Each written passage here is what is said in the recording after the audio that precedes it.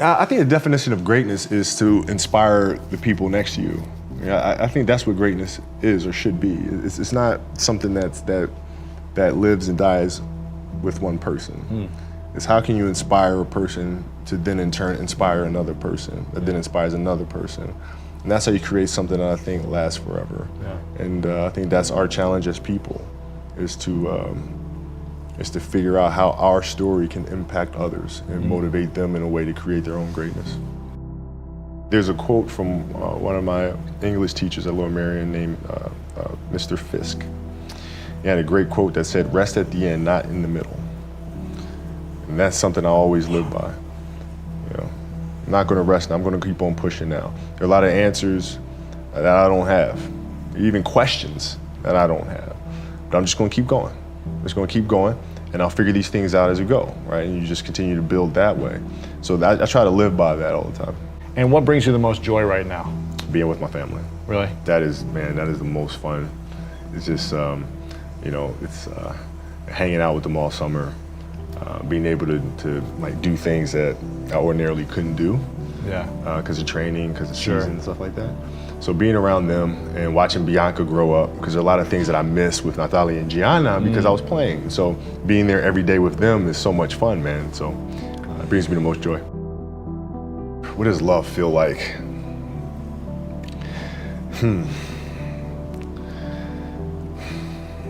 Happiness is such a, I think I would describe love as happiness. I think I'd describe it as a beautiful journey. It has its ups and downs, right? Whether it's in marriage, or whether it's in the career, things are never perfect. Yeah. But through love, you continue to persevere and you move through them. You move through them. And then through that storm, beautiful sun emerges. Yeah. Right? And inevitably another storm comes. And guess what? You ride that one out too. Yeah. So I think love is a certain determination and persistence to go through the good times and the bad times with the someone or something that you truly love. My parents were great. Growing up, they instilled in me the importance of imagination, of curiosity, and understanding that, okay, if you want to accomplish something, I'm not just going to sit here and say, yes, you can do whatever you want. Yes, you can, but you have to also put in the work to get there, right? So they taught me that at a really early age, man. And when you grow up as a kid thinking that the world is your oyster, and all things are possible if you put in the work to do it, you grow up having that fundamental belief. My mom was there on a daily basis. My father was really influential at a really critical time where I had a summer where I played basketball when I was like 10 or 11 years old, and a very prominent summer league in Philadelphia called the Sunny Hill League, where my father played, my uncle played, and they were like all-time greats and some stuff. And Wilt Chamberlain played in the league, Earl of Pro Monroe played in the league. And here I come playing, and I don't score 1 point the entire summer. Really? Not one. How old were you? 11, 10, 11. And you're playing against other 10, 11-year-olds? Or you didn't score once? Not one. Were you in the game? I was in the game. How'd you not score? Because I was terrible. Really? Yeah. At 10, 11 years old, you were that terrible. Awful. I mean, and I had these big knee pads on because I was growing really fast. I had socks all the way up here, and I had like the high top skinny, fades, like skinny as hell. And I scored not a free throw, nothing, not a lucky shot, not a breakaway layup, 0 points. And I remember crying about it and being upset about it. And my father just gave me a hug and said, listen, whether you score 0 or score 60, I'm gonna love you no matter what. Wow. Now that is the most important thing that you can say to a child. Because from there, I was like, okay, that gives me all the confidence in the world to fail. I have the security there. But to hell with that, I'm scoring 60. Let's go. Right. And from there, I just went to work. And I stayed with it, and I kept practicing.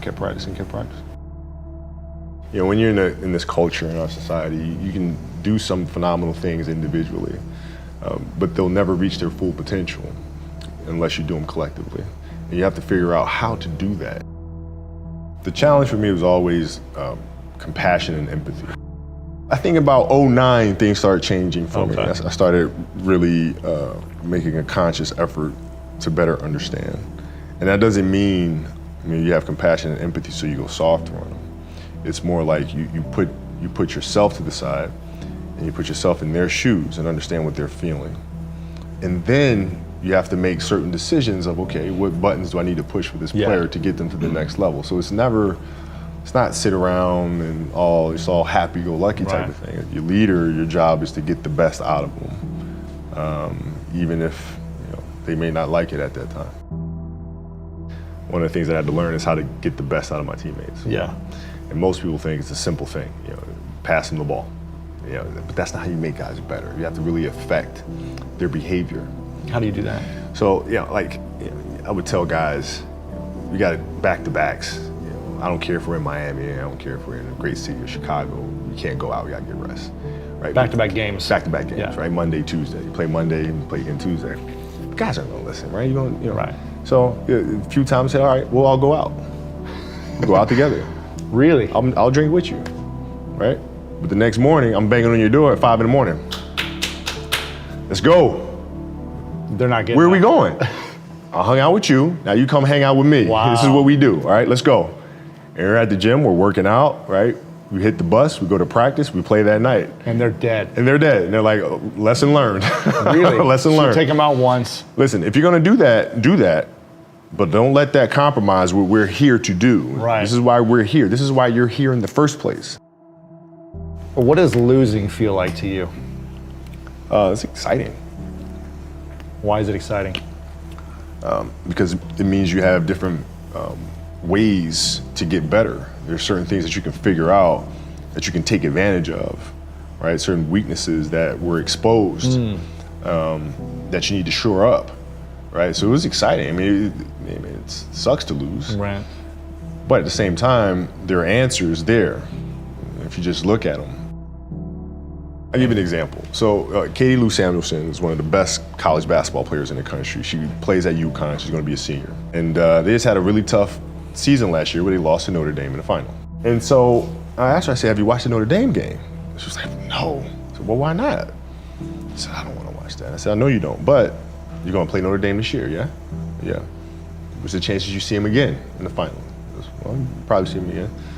I said, well, you can't show up and play them without knowing why you lost that one, right? So, the mistakes that you've made in that game, you have to do the hard stuff and watch that game and study that game to not make those mistakes over and over again just because you weren't brave enough to face it. So she came down to the office. I brought her down to the office and we sat down, we watched that game together. Wow. Right? And you gotta deal with it. Face it. You gotta deal with it. Face it, learn from it. When you play for 20 years, I played for 20 years, you reach a certain level, you're like, okay, wait a minute, I have to start again at the base of a mountain and try to climb the top of this mountain. First of all, what mountain am I climbing? I don't even know, like, what the hell am I gonna be doing? And it's very scary. It's very scary. Even for you? Oh, absolutely.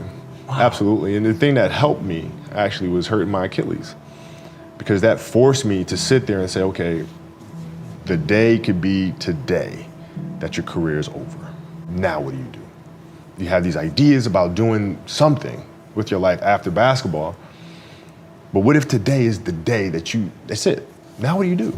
So I had all this time sitting there with my Achilles injury and contemplating and thinking, and I said, I better get to work. Wow. And that was that. The mentality book is really about process and craft. I've broken the book up into 2 sections. And process is really about the process of preparing, through injury, recovery, studying of the game. And then the craft is the actual performance and the tactics. And so a lot of things that I learned through the game were through photos. You can look at a photo and see like a player making a move, and look at the angle of his feet, look how he's using his hands on defense, and I can really break down things to the smallest detail through that. And that's what you'll see in this book. I mean, it's really a basketball Bible. You'll see how I break things down, like how I'm looking at things to the smallest of detail. Yeah. And that's the best way to understand how to have that kind of mentality, is to ask questions, and then find answers. And then that lead to more questions, and you find more answers. And that's what the book is. So how can we teach our children what it means to work hard? Well, you do it through training, right? So when I get up in the morning, my daughter goes with me. 4 a.m.? 4 a.m. My 15-year-old goes with me. She goes with me before school, and it becomes a daddy-daughter thing. That's cool. She just got her permit, right? So she drives in the morning. It becomes a cool thing, right? But through that process, she understands the value of hard work and things taking time. And the same thing with my 12-year-old, right? She practices every day, right? And so it's through those behaviors is where I find the motivation to do it.